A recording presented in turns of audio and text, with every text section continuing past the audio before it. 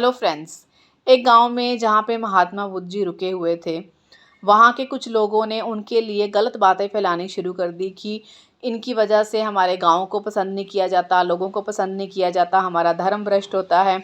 और ऐसे कुछ लोग जो थे जिन्होंने उनकी बातों में आकर उनका साथ देना शुरू किया गलत लोगों का, वो सब इकट्ठा होकर एक दिन महात्मा बुद्ध के पास जाते हैं और बहुत गलत अपशब्द बोलते हैं उनको। और महात्मा बुद्ध वहाँ पे चुपचाप शांति से सब कुछ सुनते रहते हैं बिना कुछ भी रिएक्ट किए। एक आदमी कहता है कि हमने इतना कुछ गलत बोला आपको, लेकिन आप सामने से कुछ भी नहीं बोल रहे हो इसके बदले में।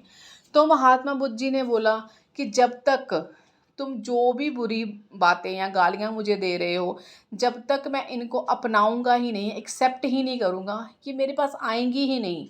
जो तुम बोल रहे हो वो तुम्हारी सोच है और वो तुम्हारे तक ही है, मेरे तक वो आया ही नहीं क्योंकि मैंने उसको लिया ही नहीं। इसी प्रकार जब दूसरे लोग हमें कुछ गलत कहते हैं, बुरा कहते हैं या हमारे लिए गलत बातें फैलाते हैं, जब तक आप उनको एक्सेप्ट नहीं करते हो कि वो आपके लिए क्या अपने दिमाग में सोच रख रहे हैं या दूसरों में क्या फैला रहे हैं, वो तभी ही मैटर करता है जब आपने उसको मान लिया। जब तक आप मानोगे नहीं तब तक वो चीज़ के लिए कोई असर ही नहीं पड़ेगा आपके ऊपर। इसलिए दूसरों को ये कारण बनाना कि उसने मेरे लिए गलत बोला इसलिए मैंने ऐसे किया, नहीं।